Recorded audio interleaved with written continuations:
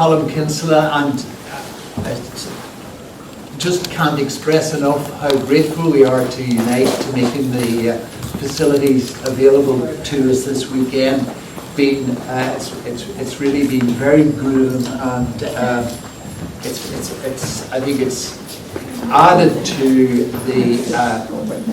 the strength of the school.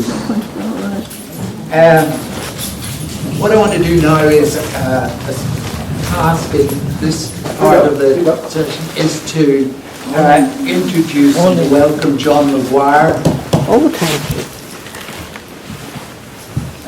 who will chair the final session of the school. John has been a peace and development activist long-standing. That brief sentence doesn't do justice to the level of progressive commitment that John has displayed over the years, from participation in meetings and demonstrations to authoring valuable forensic studies on aspects of neutrality and defence policy, such as Defending Peace, a publication which I think most of us in the room would be aware of, as well as numerous contributions to campaigning pamphlets in defence of peace and neutrality. As a board member of AFRI, he highlights the fact that the profits of the war industry are at the expense of the economic and social development throughout the world. John is a Professor Emeritus of Sociology at UCC. He is a person I am very proud to. I hope he feels that I'd be a comrade and friend, because he is a great individual and a very appropriate chair for this session. Thank you.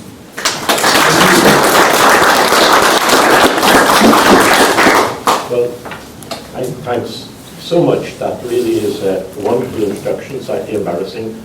And I can say it's an enormous honour to be asked to do anything, even to be invited to the Desmond Greaves Summer School. I've participated often. I was at yesterday afternoon, and I'm looking forward to getting the other sessions online.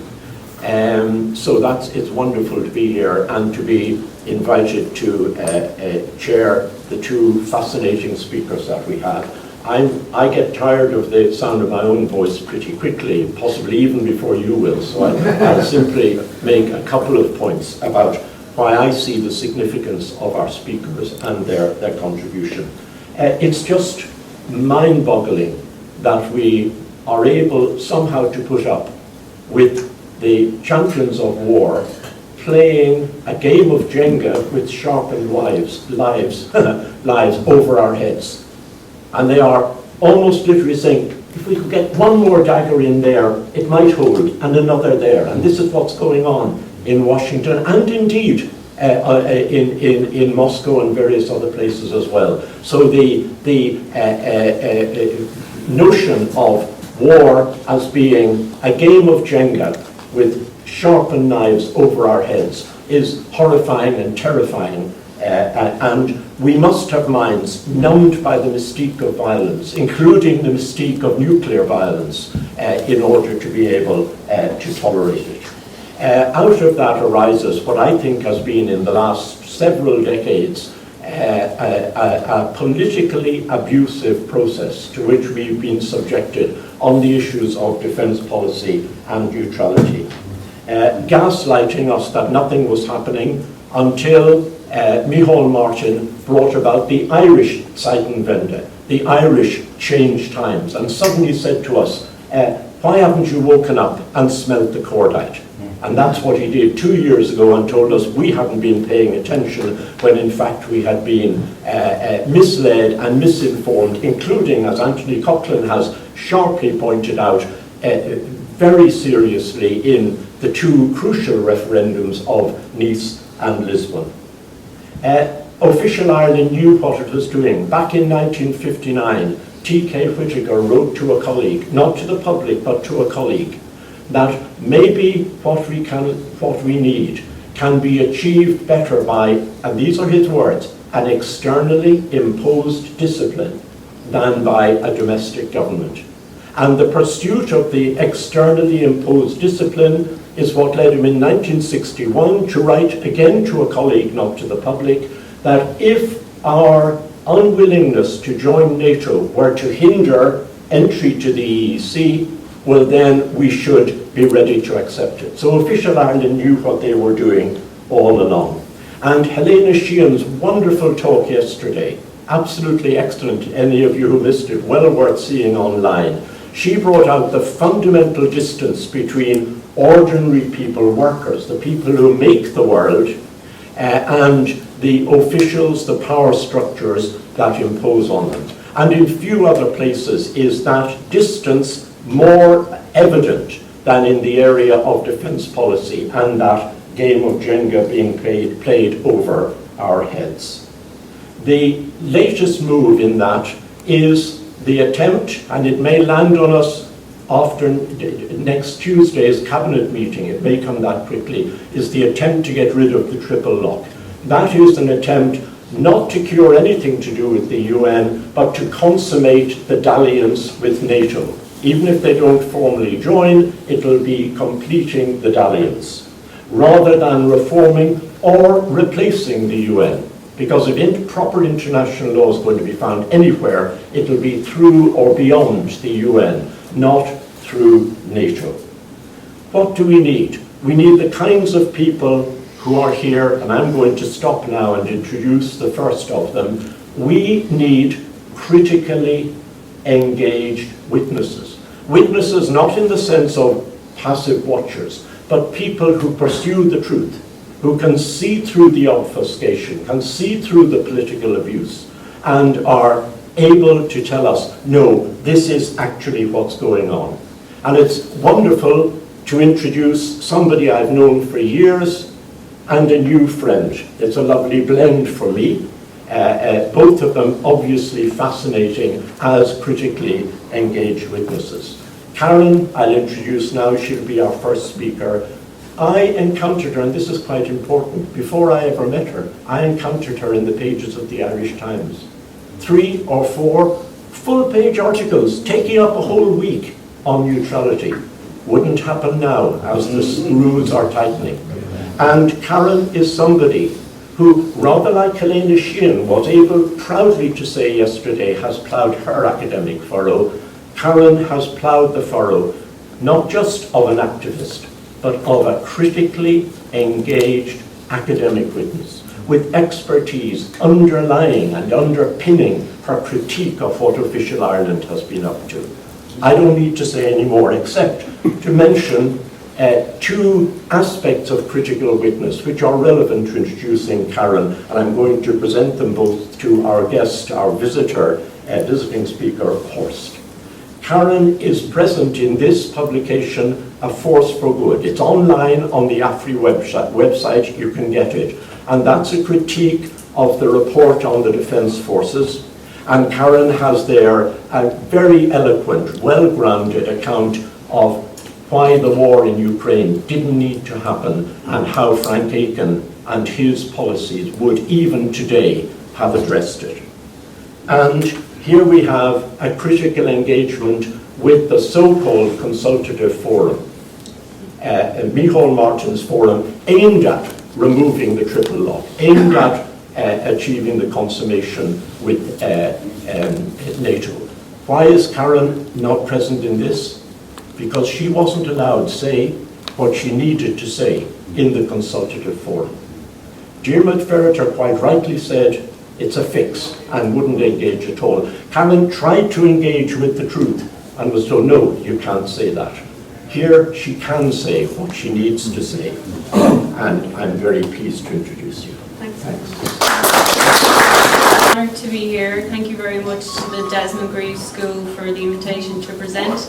I discovered John Maguire's amazing scholarship 18 years before he discovered my letters in the, or my articles in the Irish Times, and he influenced my writing, as did Anthony Coughlin throughout my undergraduate degree and later all the way through my PhD. So it's a huge honour to be able to present in front of all of you and all of those who have inspired my work, so thank you. The other thing to mention is that the catalyst for this work and the engine of this work are two people who are also in the room. The catalyst was Kevin McCurry, who emailed me and said, would you speak at the school? And I said, what would you like me to speak on? And he said, Irish Defence Forces deployment overseas. So if it weren't for his prompting, this wouldn't have happened, and I always need a deadline. So, and then the engine of this is Daniel Farrelly, who's on the PowerPoint slide there, as you can see. And Daniel is a student and researcher at DCU, and Daniel did all of the research for this in terms of collecting all of the data on Defence Forces deployments overseas, which were over 100 data points through parliamentary questions. I'll get to the methodology part, but so Daniel was the engine of this as well. So without further ado, what is it, 14:42, and I have 30 minutes, so I'm going to gallop ahead, while also saying it's wonderful to meet Horst as well, and I'm really looking forward to his presentation too. So we are going to talk about Irish Defence Forces deployment overseas on missions. So our methodology was searching the Doyle-Aaron debates with the key terms of, was it defence and deployment? Defence overseas. Defence and overseas. And that turned up roughly 100 questions over a period from 1991 to the present day. Well, last July was when we stopped, because we were engaging in putting this data together. So that was our methodology, and we transformed that into all of that data. We put into an Excel spreadsheet. Daniel was calling it out and I was inputting the data. So we have every mission that Irish Defence Forces have undergone and been deployed on since the end of the Cold War to the present day. And then I put them together in charts, and we basically sort of had a written account of the Defence Forces, and then I put in the political context of it as well. So that's what our data is. So what I want to show you in these slides is the distinct patterns and phases of Irish Defence Forces deployments, and in particular the changes, because the implications for change for the Irish Defence Forces are huge for those serving, but also for Irish foreign policy and the conduct of Irish foreign policy, and what Irish neutrality means to the wider world, given the changes that we identified in our data. So, can you see this? Okay, so it's the green line I want you to focus on, which sort of starts sort of at the top 2/3 and sort of winds its way down to below the halfway point, left to right. And can you all hear me at the back? Yeah? Okay, great. So this is a trend line for deployment of Irish Defence Forces troops overseas. And as you can see, the direction of the graph is downwards. The line is more or less based on the yellow, which goes up and down, and that's the total numbers of Defence Forces deployed at that point in time. So you're looking at 34 years of data here on this graph. And then you'll see some different coloured lines. Apologies if anyone is colourblind. I was hoping to get time to put sort of diamonds and squares on the red and the green lines to differentiate them, but hopefully you'll follow it anyway. So you'll see a blue line that is generally starts off at the highest, and that represents UN deployments. There's a black line that starts to increase after the end of the Cold War, and that is NATO-led missions to which Irish troops have been deployed. The red line is the European Union missions that troops have been deployed on, and the green line is our involvement and deployment of troops, and in particular higher ranking staff officers, to OSCE missions, Organisation for Security and Cooperation in Europe. previously known as the Conference on CSCE, Conference on Security and Cooperation in Europe. And so that trend line is more or less telling you that our defence forces are steadily dropping. They're dropping by, overall deployment is dropped by 30 percentage points over this time period. And why is it dropping? Well, because overall the number in the defence forces is dropping. It numbers 7,500 people today. This is down from just 10 years ago, 12,500. So we're going from 12,500 to 7,500, which again is a drop of roughly 30% in the difference. And why are Irish Defence Forces personnel leaving in droves, particularly over the last 7-8 years? And why are people not joining? They have a recruitment crisis. So obviously paying conditions is a huge part of that. There's a piece of legislation that under the Defence Forces Amendment Act that Defence Forces personnel interpret of their being barred from making any kind of public protest or going on a march. And so the wives and partners of the Defence Forces got together and formed an organisation in 2016 to protest paying conditions of members of the Defence Forces, and they marched in Dublin in 2017, and events took place in subsequent years to protest this. Essentially, the lowest paid 1 in 5 members of the Defence Forces, 20%, they have to rely on social welfare, family income supplement payments to feed their families. In terms of salary, after 9 years service, the salary of a private in the Defence Forces rises to 37,500, which is the average industrial wage, compared to a Garda salary of 46,000 after 9 years of service. And PDFAR has said that poor pay and working conditions has led to almost 4,000 enlisted personnel leaving the Defence Forces in a 5-year period from 2012 to 2017.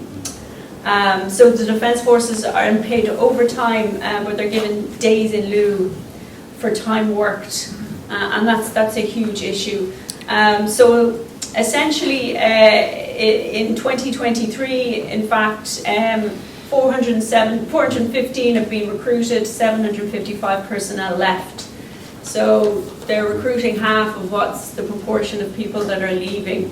There should be over 1,000 in terms of the naval service. There's 722 currently. So staffing issues in the naval service means that they can only deploy 2 of 8 vessels for patrols, with 1 on standby. There's also lack of promotion, lack of employment rights, which I don't have time to go into, but these are some of the reasons.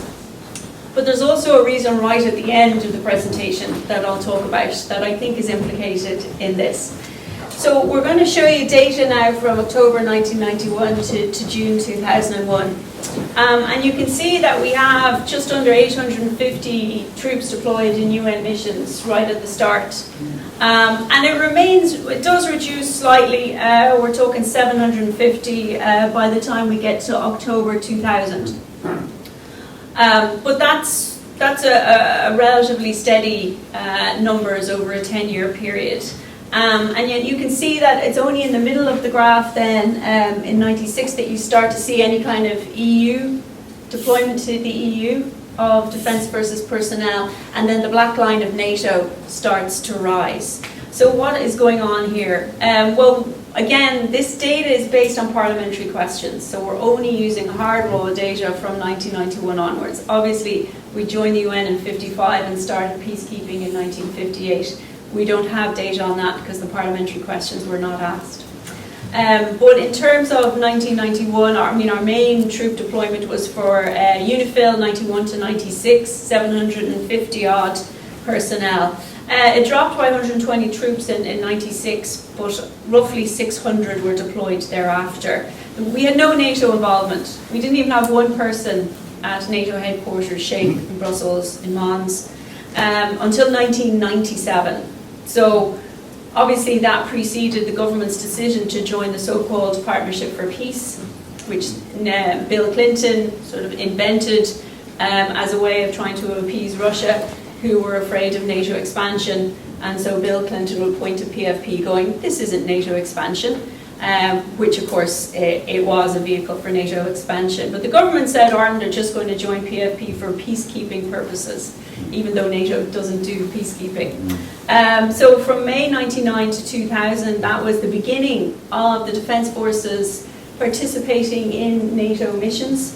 Mainly KFOR in Kosovo and S4 in Sarajevo, Bosnia, former Balkan states, with the UN mandate. So because of the triple lock, which John Maguire referred to earlier, which is the legislation the government is going to abolish very, very soon, certainly by the end of this year, unless there's a massive public protest and the NGOs get the press time and people are alerted to the significance of this. But under the triple lock, Defence Forces personnel were only allowed to be deployed on UN peacekeeping missions. In 2006, the government changed it to UN mandated missions to allow for the NATO and EU deployments. And it means that no more than 12 troops can serve abroad unless the UN has sanctioned it, either by the General Assembly of the UN, which is all of the nations of the world, 193 members of the UN, or the UN Security Council. So we were involved basically at the early 2000s in relation to NATO missions. And we had deployed 15 to 16 staff to OSCE missions across Europe as well, in terms of monitoring and election monitoring and so forth.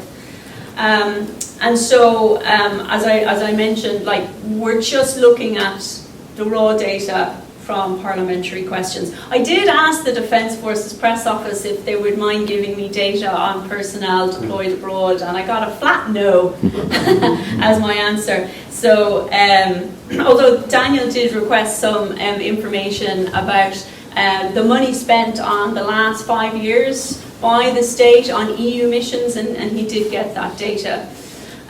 So we'll look at 2001 to 2003, and you can see that we're looking at roughly 300 troops for the UN, the top blue line, sizable troops, over 150 for NATO missions, K4 and S4, and then we have a flat line for the EU, no missions thus far, because it wasn't until after 2003 that the so-called common security and defence policy of the EU became operational. So there was no capacity for Ireland to deploy on EU missions before this date. And of course, things then start to change. By the end of 2001, our UNIFIL commitment had ended and our troops went down to just 11 who were in the headquarters from 600. We would rejoin a year later, about 150, which went down to 50 from November 2006 to November 2007. And we rejoined again in June 2011, but I'll get to that in later slides, roughly 400 troops. And then we have troops, 220 in a UN mission in Ethiopia and Eritrea. But the NATO K4S4 commitment was constant throughout this period at 150. And it's the first time in Ireland's history that the proportion of UN troops versus the proportion for NATO missions are roughly on par. So you saw at the beginning, UN peacekeeping right at the top of that data, 850, and we're starting to see a movement now where they're sort of meeting towards the middle in terms of parity of numbers as the EU has developed, and indeed NATO. So this is from December 2003 to April 2006, and you can see that there is an increase in deployments to UN peacekeeping. So there starts to be a little bit more deployed on UN peacekeeping missions compared to the NATO-led missions. And then you can see the red, the second last from the bottom, the red line, you can see a start for deployments to the EU. We have standard staff, and you can ask questions at the end of this. I can go into the detail of who is where in terms of the Political and Security Committee, the EU military staff, and so forth. So what's going on here? Well, roughly 300 troops under the UN peacekeeping UNIMIL in Liberia, which went up to 430. So that was that. You can see that the graph jumps a bit on the left for the blue line. And then we have NATO troop allocations remaining consistent, roughly 208 troops in K4. So that red line that started to show numbers was the EU mission Althea, and it took over from NATO's Operation S4 in Bosnia. So we kept the same numbers. So you'll see in terms of the graph then that the black line starts to dip and the red line starts to rise in proportion, because it's a changeover from NATO to the EU.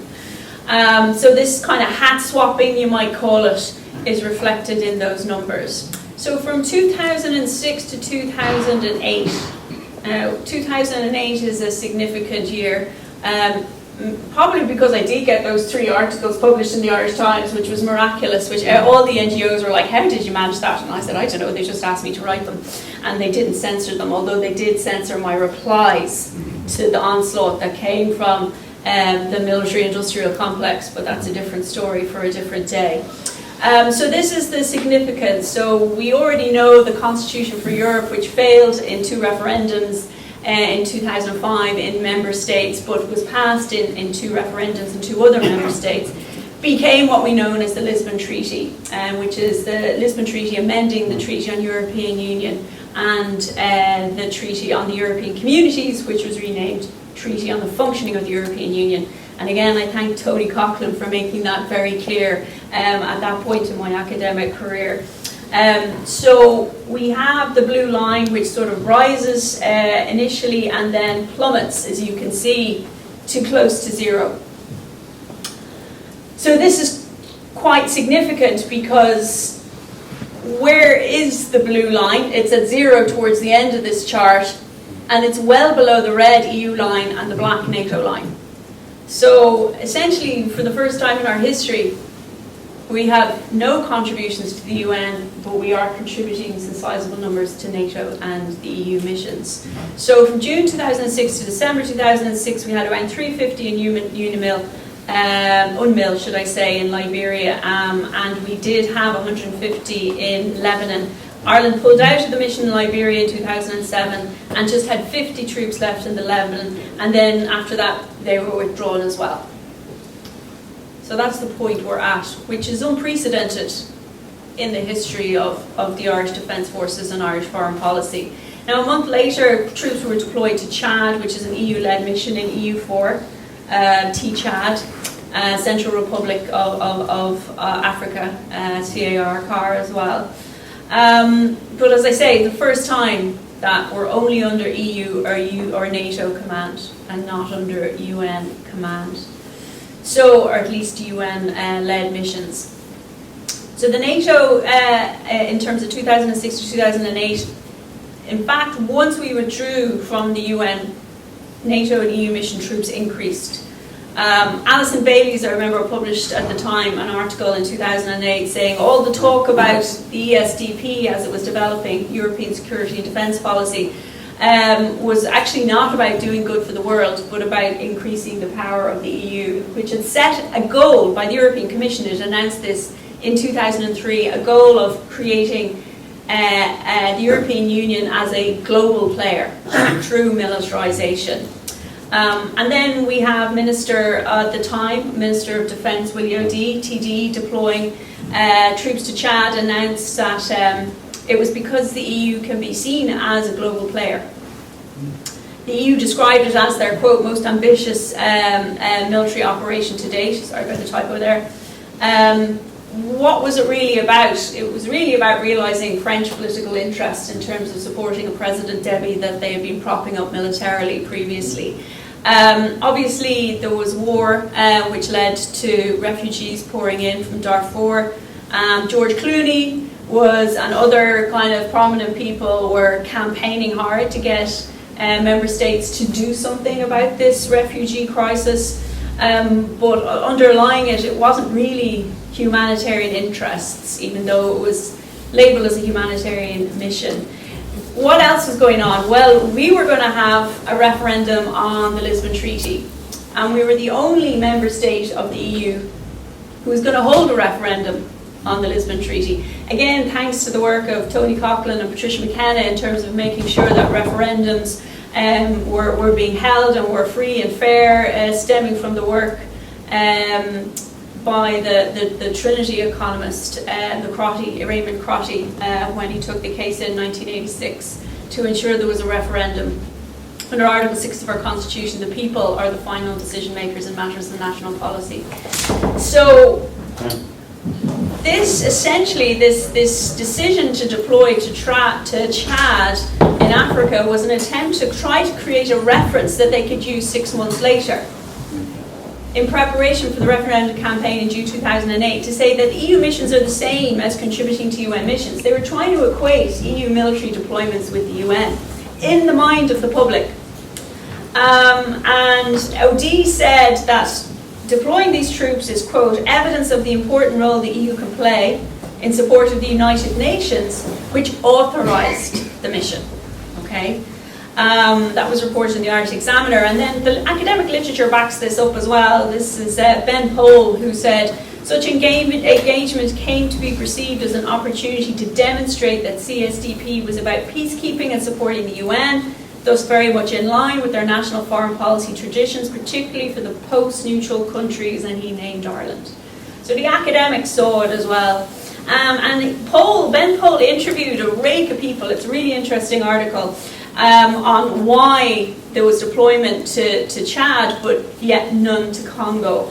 And he interviewed a French official who actually said, well, given the Lisbon Treaty referendum in 2008, the Irish government wanted to show that to the Irish people that CSDP is not a European army, but it acts to support the UN and humanitarian purposes. So it was a PR stunt, really, not anything to do with humanitarianism. And the thing is that the UN Secretary General had requested this from various members of the international community in terms of military peacekeeping support in certain areas, but he was doing it through gritted teeth, and it was really because, and that's a story for another paper that actually I think it came out in July, and that's online, that I got published, which is really how NATO and the Americans have completely tried to defund peacekeeping and prevent peacekeeping from happening through the United Nations. So it's really through gritted teeth this is happening, from the UN's perspective. So now we have July 2008, so the first referendum has taken place, and a majority, a significant majority, with a very good, was it a reasonable turnout? It was a very reasonable turnout, as I remember, said no to the Lisbon Treaty, and the primary reason was concerns about neutrality. Second to, I don't know what's in the treaty, which was a specific government decision to make sure nobody could know what was in the treaty. So July 2008 to April 2010, in those 2 years, you can see that the EU red line has dropped, and then the blue line for the UN has increased. It's kind of like a scissors movement. They've inverted what was going on. It wasn't because the government suddenly decided to support the UN as a central prong of Irish foreign policy, but the background to this period, as you know, 5 minutes left, yeah, only 10 years to get through. The European Union and the US, through Jean-Claude Trichet in the ECB, the European Central Bank, and Timothy Geithner's US Treasury Secretary, everyone in the room, I'm sure, knows all of this, combined forces to force Ireland into an austerity programme through the financial crisis of over 64 billion euro. So we were overnight broke. And so we had on Horst Teuber the McCarthy report, and there were recommendations in the McCarthy report to say that the EU mission in Chad should be withdrawn as a cost-saving measure, but we OD decided no. Despite the austerity, we're going to keep this mission in Chad going. So that the mission had swapped, which is why you've got that pattern in the graphs from an EU to a UN blue helmet. And again, I won't go into the guts of that, but basically Ireland was participating in this because it was an EU mandated operation, nothing to do with the UN. And yet we still, despite austerity, maintained our NATO commitments through KFOR all the way through. 2010 to 2011, you see a sudden jump then in the blue lines towards, 500 troops for the UN. And the other lines of sort of NATO and the EU lines have decreased. So essentially, because of austerity, we did see a lot of cuts. But it is really the UN deployments that were quite fatally impacted. So troops were redeployed to UNIFIL, and they've been there still, roughly 400. That was why that graph went up.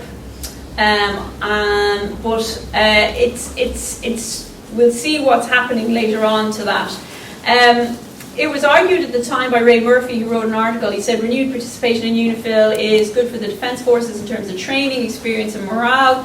Unlike participation in EU and NATO-led operations, it does not threaten to dilute Ireland's independent middle power identity further. Central prong of Irish foreign policy, all the way through. Anti-imperialist in its nature, which the other states in the UN system really appreciated. It is consistent with Irish foreign policy objectives and support for the UN, and in these days of austerity, the United Nations reimbursement of expenses incurred is crucial. Because here's the thing, when you go on an EU or NATO mission, you pay for it yourself. It comes out of the state coffers, the taxpayers. But if you undertake UN missions, the UN actually reimburses you for the costs. Okay? So 2012 to 2016, well again I'm running out of time, so we'll get to the really interesting bit, which is this bit here. So look, we've got a rise in UN troops deployed there. Looks like a good thing, right? Well, where are we at here? We're around 2019. So maybe Irish foreign policy is returning to its norms. Maybe the government has had a change of heart in terms of its development. No. So that rise in numbers of Irish troops deployed, it was to UNIFIL, was because France invoked Article 42.7 of the Treaty of the European Union, which is a mutual defence clause, which the government still denies to this day exists. They just point to the solidarity clause, Article 222 in the Treaty of the Functioning of the European Union. Gaslighting, as John was saying. So, I just don't have time to go into the background to this really, so I'll just explain. We normally had 300 troops deployed with UNIFIL, and we were part of a Finnish and an Estonian cohort within our battalion.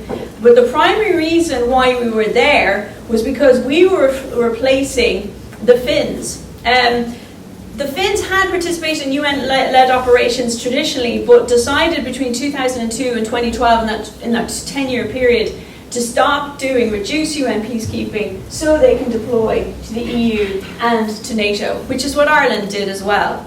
And so in 2012, the Finns re-entered UNIFIL. Why? Because the French told them to, under Article 42.7. Right. So they triggered it after the Bataclan attacks in November 2015, which is a terrorist attack, which they should have triggered Article 222, Treaty of the Functioning European Union Solidarity Clause. That's what it's for. They triggered the Mutual Defence Clause. So under that, still years later, they are dictating what EU member states do with their troops and where they go. And they wanted the troops deployed to the UN mission because they wanted to free up the French troops to go into their counter-terrorism operations across the continent of Africa and in the Middle East. So the Finns contributed to around 300 troops to UNIFIL, and 205 of that contingent were assigned to replace the French. And in November 2018, Finland and Estonia withdrew their troops from UNIFIL, and the gap was filled by Ireland. So that's why there was a rise in troops to UNIFIL, because of France and the Mutual Defence Clause, not because we were looking to contribute to peace through UN peacekeeping. Don't have time to go through this, but you know PESCO, Permanent Structured Cooperation and Defence, legislation was passed. So the treaty enabled secondary legislation in terms of directives and regulations to be passed. This was in December 2017. Ireland eventually joined this a couple of years later. And it's really about creating an army, and I highlighted in yellow, in accordance with the principle of a single set of forces.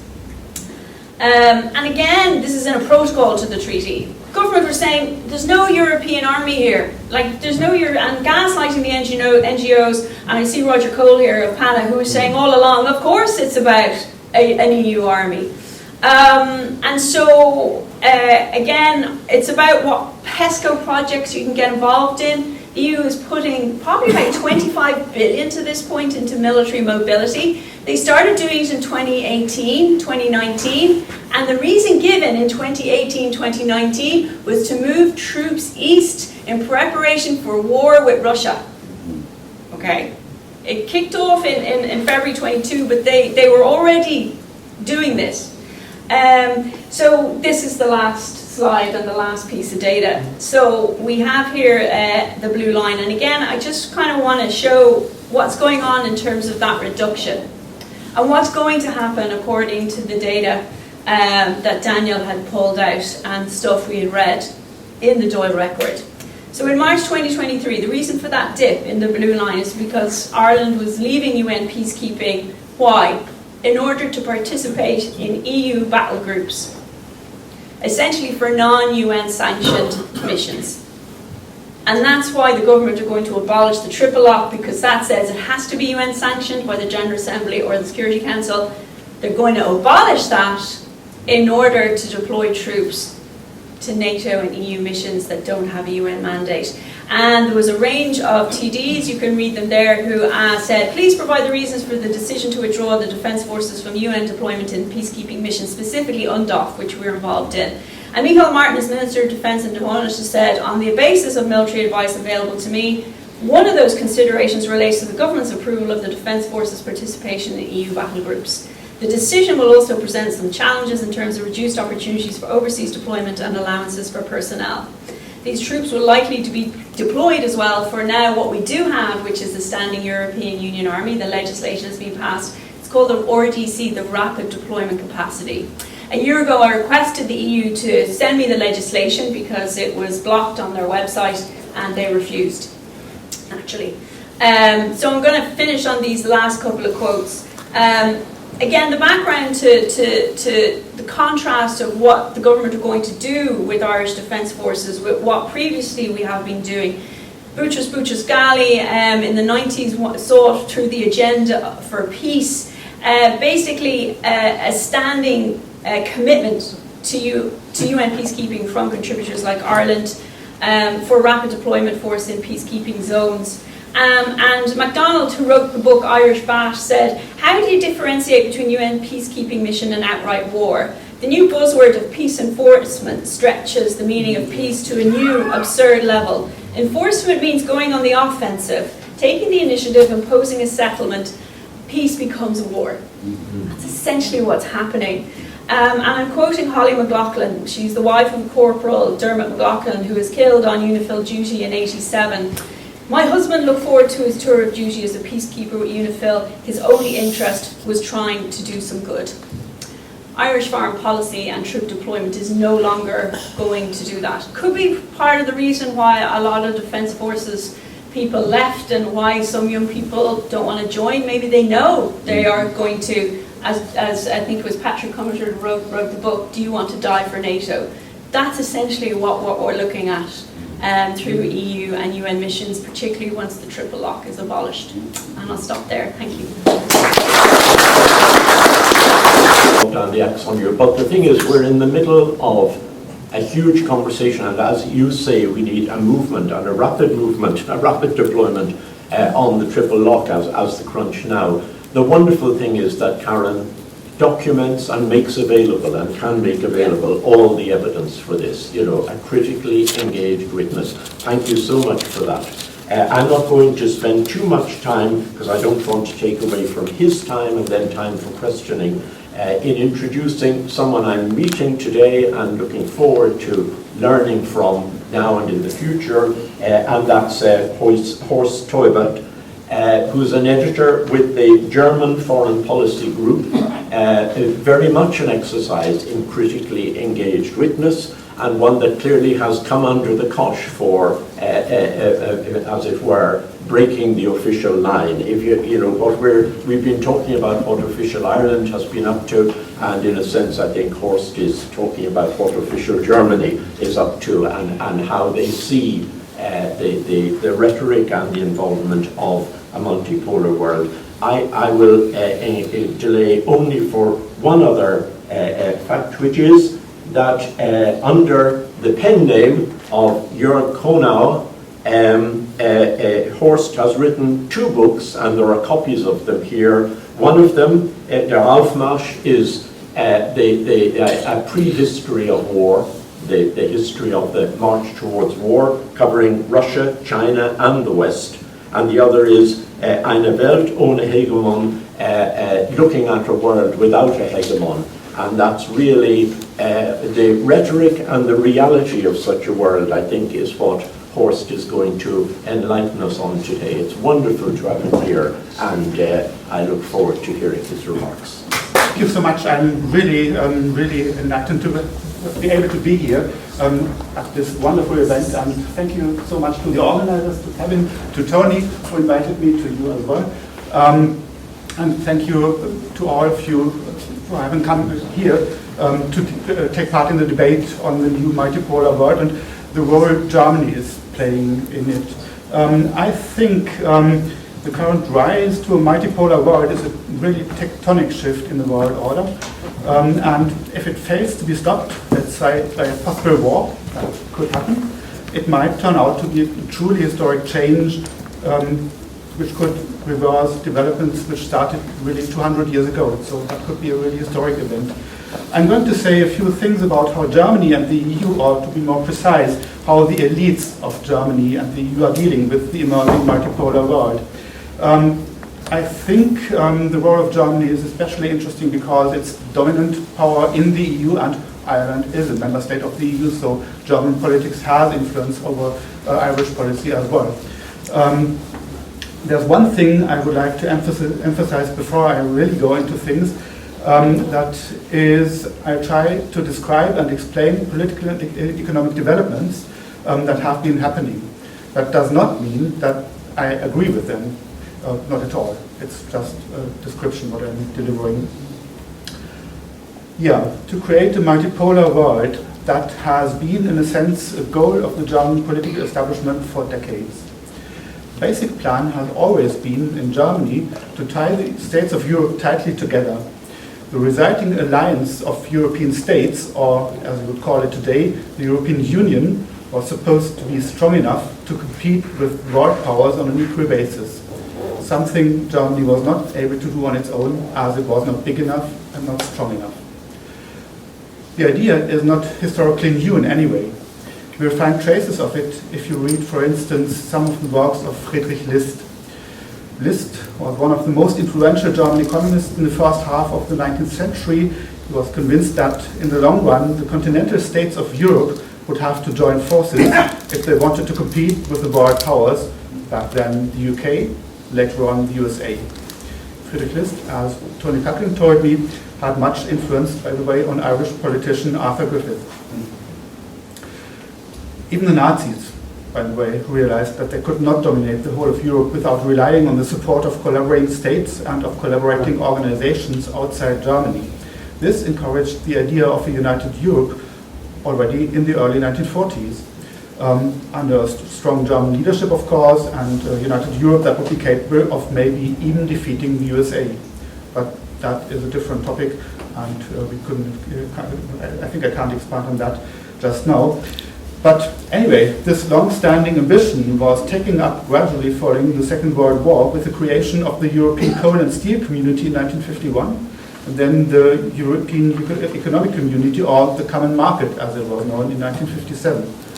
Then in the 1960s, one German politician, who you might not have expected to do so explicitly, revived the wish for Germany to become a world power. Franz Josef Strauß, one of the most influential leaders of the CSU, the Bavarian sister party of the CDU, Angela Merkel's party. Strauß served in the 1950s and the 1960s as Minister for Nuclear Affairs. He served as Minister of Defense and Minister of Finance, and in 1966 he published a book with the title Design for Europe.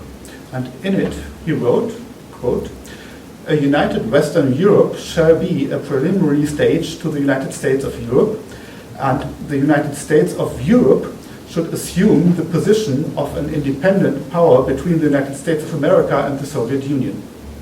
Shows aims at getting a position as a world power for Germany with the help of the European Union. This was, as Strauß believed, the only way for Germany to get strong enough to become a world power on an equal level with the USA, so to speak. Today's European Union is a bit similar to that. It's quite tightly tied together, although it has a lot of cracks and splits, of course, but that is again another topic.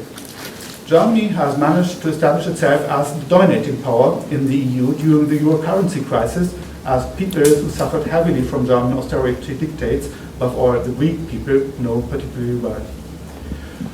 What remains to be done now, from the perspective of the German establishment, is to bring the EU up to the same level as the USA, economically, politically, and militarily. That's what it is about. I will give you a few examples, more or less, chosen at random. In July 2013, for instance, Herfried Münkler, a historian, at that time a person of considerable influence in Berlin, declared that the major challenge now was all about putting the relationship between the EU and the USA, quote, at eye level. In May 2019, Günther Oettinger, a member of the CDU and back then an EU commissioner, he wrote that the EU was already, quote, on par with the USA and China. I think that might have been a bit too optimistic. Anyway, 18 months later, in November 2020, today's German Minister for Finance, Christian Lindner, claimed that, quote, we Europeans have to claim our place on the world stage. Well, that speaks for itself, but if you take it seriously, it would be kind of a multipolar, or at least tripolar world, the European Union, if the European Union were to be a world power on the same level as the United States and China. I think to understand what is going on now, we have to look at something different, just a different string in German foreign policy. While some politicians like Strauss and are positioning Germany and the common market as, quote, an independent power between the United States of America and the Soviet Union, back then even in the 1960s, the economy of West Germany was growing rapidly at that time. In 1970, the Federal Republic of Germany was the third largest economy in the world after the United States and the Soviet Union. And in the following years, it was only overtaken by Japan. That is really remarkable if you consider that Germany had been lying in ruins in 1945 after the Second World War. I think it is important to remember that West Germany's economic rise after the Second World War had been made possible by the United States of America. Being a sort of American junior partner in those years turned out to be very, very profitable for the German establishment. And even if being a junior partner at the same time meant remaining politically subordinated to Washington. But economically, it paid out hugely. That aspect has been important until today, the more as America still is of the utmost economic importance for Germany. There's no other country in the world in which German companies have invested more. German investment in the United States is still 4 times German investment in China. That's huge. And at the same time, the USA is the biggest single market by far for German exports. I think it's a good idea never to forget that America has been economically incredibly important for the German establishment all the time. That does not mean that the German establishment does not continue to aspire to become the economic and political equal of the USA, of the United States. In politics, there's no loyalty. There's no contradiction between profiting hugely from doing business with a particular country, the United States, and at the same time trying to outcompete that country. You can try to do both at the same time. So while doing business with America, West Germany tried to get stronger and started to cooperate with the Soviet Union in the 1960s, and it continued to do so with Russia in the 1990s. Why? The primary goal was very simply to get cheap Russian gas to fuel the German industry. Another purpose was simply to have a choice. If you could not get what you wanted from the United States, you might get it from Russia. Remember, for example, back in 1922, it's very long back, but in 1922, the Treaty of Rapallo was being signed by Germany and Soviet Russia. One of the reasons, it opened the door to cooperation between the two countries, enabling Germany, for instance, to sell goods to Russia at a time when it couldn't sell goods to Western Europe. So just choosing another cooperation partner, that's most the thing. Or remember, in 1939, the Nazi-Soviet Pact, another example for the German seesaw politics, or Schaukelpolitik as it is called in German. Of course, since the Second World War, the Americans have always hated Germany's seesaw policy, as they have always feared that the German-Russian alliance might be able to outcompete them in the long run. This is why America has always been trying to drive a wedge between Moscow and Berlin. That's true as well. Now, to drive a wedge between Russia and Germany, you do not have to blow up pipelines. There are many other ways to do that. One way certainly was, and is, to bind some Eastern European countries closely to the United States. Take, for example, Poland and the Baltic states, Estonia, Latvia, and Lithuania. And whatever you think about the politics of those countries, being sandwiched between Germany and Russia, they fear overwhelming pressure from both sides if there is close cooperation between Berlin and Moscow. And indeed, they all have experience being partitioned and occupied by either Germany or Russia or the Soviet Union, respectively, in the past. That's true as well. That is why they definitely wish to have good relations with a strong third power, which could support them against Germany and Russia. Now, which country could that be? France, from their point of view, is certainly a possible option, but a more important one, and a more powerful one, of course, is America. So Poland and Baltic countries have all developed strong relations with America in recent years. For Washington, this has been most advantageous, as it has opened the way for Washington to gain strong influence inside the EU, and at the same time to sabotage cooperation between Germany and Russia with the help of Poland and the Baltic states, for example. It is well known that they were fierce opponents of the Nord Stream pipelines. That's only one case in point. Now, things became very complicated in 2014 when, as a result of the Maidan protests, an anti-Russian right-wing government took over in the Ukrainian capital of Kiev. And Russia, in response, took over Crimea, as we know. Obviously, the fact that Russia took over Crimea went strongly against all interests of the Americans who wanted to keep Russia weak. Barack Obama once said Russia was, quote, a regional power that is threatening some of its immediate neighbors, not out of strength, but out of weakness. And then he added, we, quote, we, the United States, generally don't need to invade foreign countries. Okay, that speaks for itself as well. But anyway, America started to support Ukraine, to train its soldiers and to arm its military after 2014. Some of America's closest allies joined in, not least Britain, by the way. And then Washington began to impose sanctions on Russia, and it demanded that Germany and the EU follow suit. And now that is interesting, because the fact that Russia took over Crimea put Germany in an acutely difficult position. On the one hand, the German establishment was still very keen in keeping access to cheap Russian gas, of course, and in retaining Russia as an export market for its manufacturers, definitely. On the other hand, and that is often overlooked, on the other hand, a serious problem had arisen. Since the beginning of the 1990s, Germany had done everything to regain its traditional dominance over Eastern Europe. Remember the Yugoslav wars, when Germany went the extra mile to strengthen pro-German forces such as Croatia and to deprive Serbia, a traditional ally of Russia, of its power, even by attacking it in 1999. And remember the economic expansion of German companies in Eastern Europe, which in the 1990s made Germany the #1 foreign economic power in the whole region of Eastern and Southeastern Europe. Remember the Eastern enlargement of the EU, when the EU tied Eastern and Southeastern Europe tightly into Western European power centers, above all Germany. When the Maidan protests toppled the government in Kiev in February 2014 and implanted a pro-Western government there, the German establishment believed it had made clear that, together with the Americans, they called the shots even in Ukraine. There was a feeling that they had extended German dominance all the way to the Russian border in February 2014. And then, therefore, it came as a shock to the German establishment that Russia hit back and took over Crimea, openly and successfully challenging German dominance in Eastern Europe. It was clear to the elites in Berlin that one could not let Moscow get away with it, and that one had to react harshly to reassert German power in the East. That is why Germany took part in supporting Ukraine and imposing sanctions on Russia in response, out of its own interests, the interest of its elites, of course.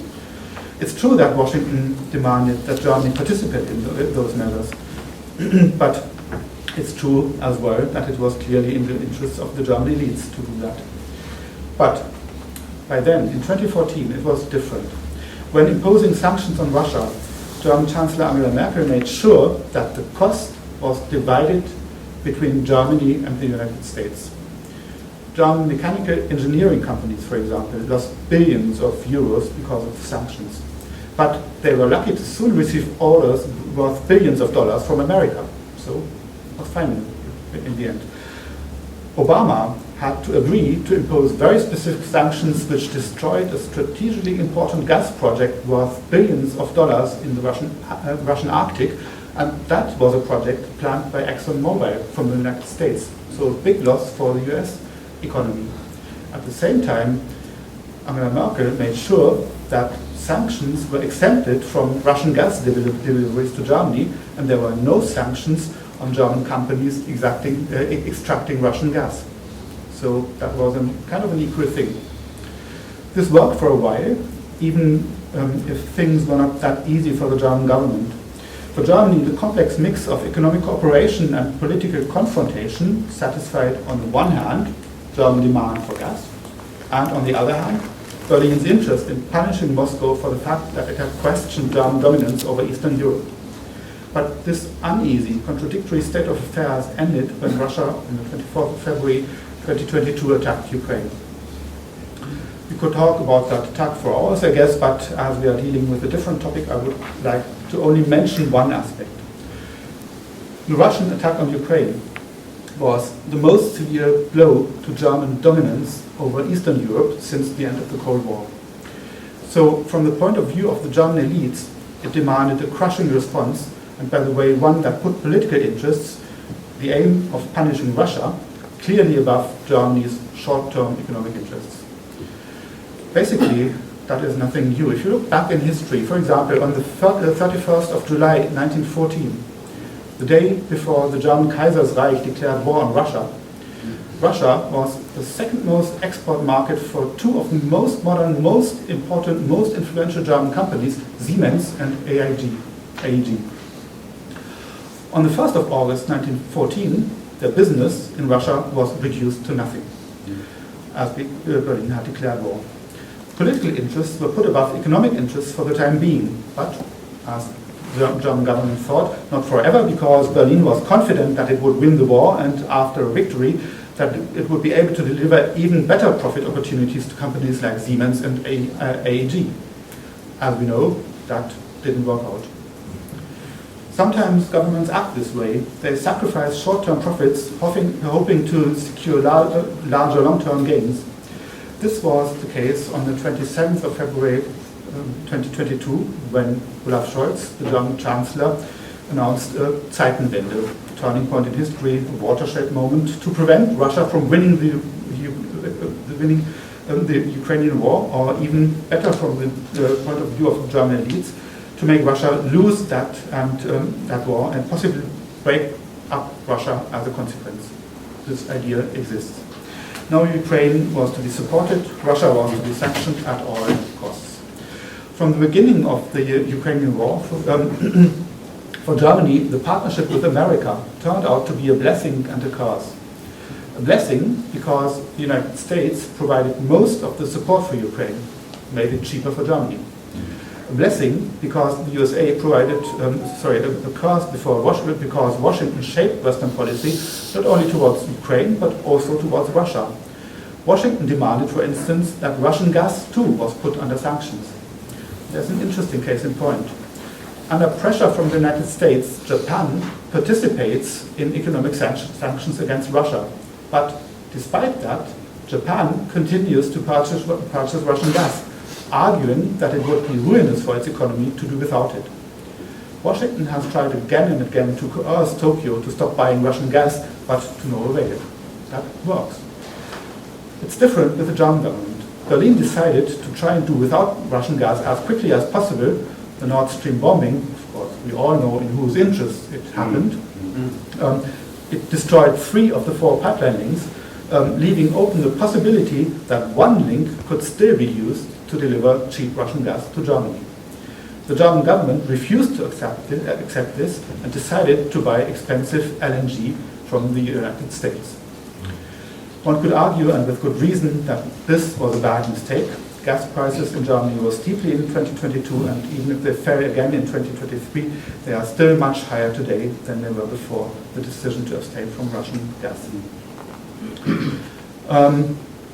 There's a severe crisis going on in Germany just now. The chemical industry is not yet in ruins, but clearly getting nearer to that point. That turns out to be a really huge problem for the German economy. Now, the fact that Germany uses more and more American LNG puts Germany in a stronger dependence on the United States, evidently. And that's not the only reason why Germany is getting more and more dependent on the US. Another reason is that Washington has a huge influence on how NATO, and that means Germany as well, acts towards Ukraine and Russia. And a third reason is that Germany has started to buy more American weapons than before. Why? Simply because it wants to arm itself as quickly as possible, and as many important European arms projects are still being developed, there's no other chance than buying American weapons.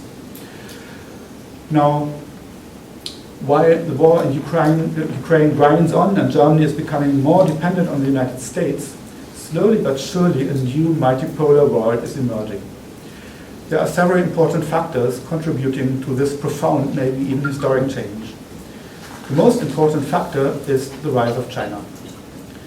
China has grown to be the country with the second largest GDP worldwide, and its economy is growing further, probably overtaking that of the United States in the not too distant future.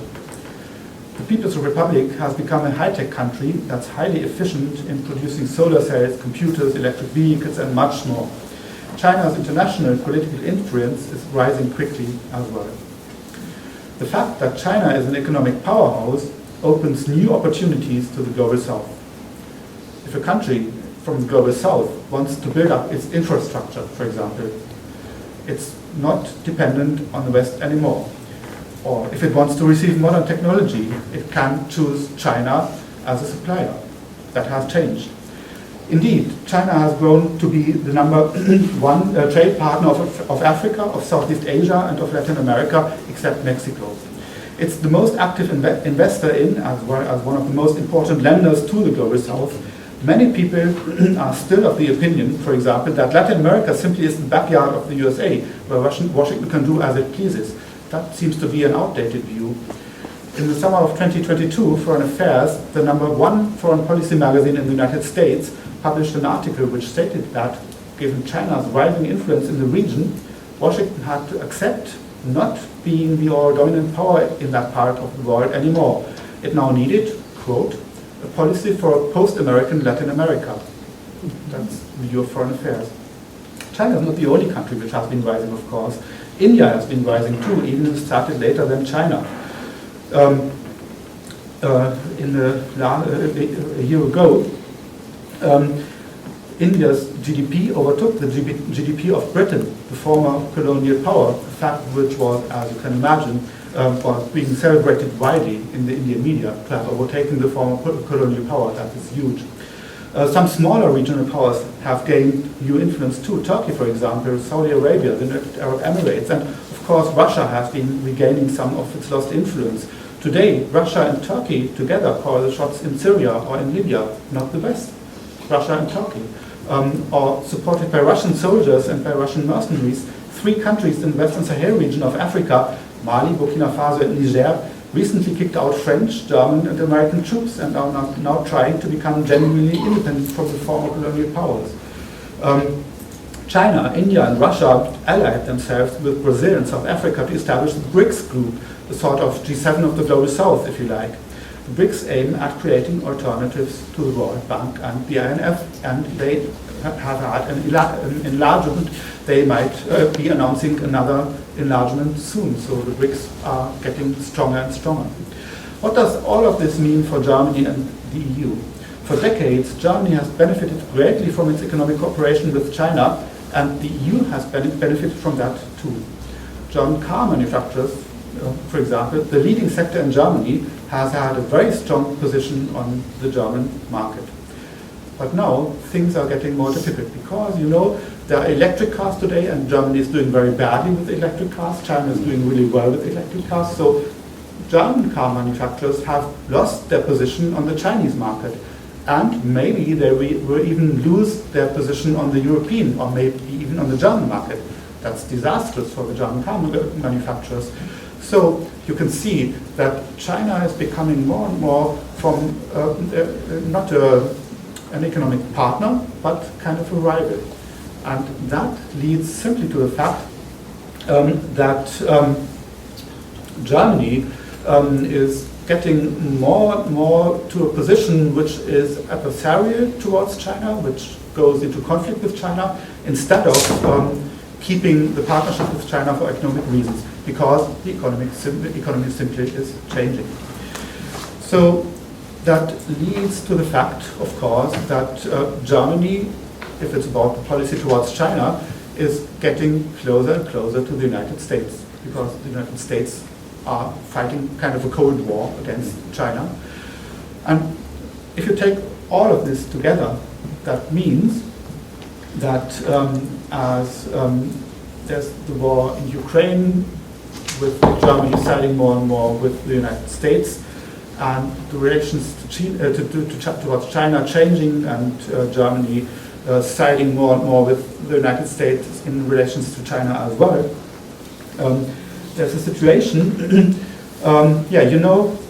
it has always been a central goal of the German elites to get at eye level with the United States and to become America's geopolitical equal. And this fundamental ambition is what remains really an aim of the German establishment still today. But at the same time, it turns out that that might not be possible at the moment, because the problems Germany has with Russia and with China, out of its own interests, are getting stronger and stronger. And now the question for the German government is what to do. And being sort of a junior partner of the United States, that has been working very well for Germany after the Second World War for decades. It allowed Germany to rise to the top 3 ranks of the global economy. So being sort of a junior partner to China, as opposed to one of the United States, that probably wouldn't work economically, as you can see if you look, for example, at the electric cars. German manufacturers are losing out, Chinese car manufacturers are winning. So what's the reason for this? And I think one reason is that China simply is too big. Germany's 82 million people might be able to compete with America's 330 million people. The EU, with its 450 million people, definitely is able to compete with the US. But China's 1.4 billion people, that is just a class of their own, so just too big. All this means that just now, at a time when a multipolar world is gradually emerging, Germany is being closely bound into the alliance with the United States. That is the case on the one hand because Germany decided to side with the USA against Russia in the Ukrainian war, but on the other hand because Germany increasingly sides with the United States against China. So ironically, Germany, as we saw, basically a supporter of a tripolar world, enters the emerging multipolar world as an ever closer ally in kind of a self-inflicted semi-dependency of the United States, and at the same time fighting against Russia and China, and in doing this, fighting the rise of a new multipolar world. It's really ironic. Of course, history is not at an end. In November, we know the people of the United States will elect a new president. That again is a chapter of its own, but it might change things for Germany and the EU again. This might be the case if Donald Trump wins, and if he, and that is even a bigger if he should really weaken the transatlantic pact, as many people believe he will do. Then Germany and the EU would have to rely more on themselves, and European think tanks have already begun to discuss that option. It might force the countries of Europe to resume aiming at a tripolar world, but this will probably be determined by the outcome of the American presidential election on November the 5th. Maybe we would have to discuss things afresh by then, but that's the future. Thank you.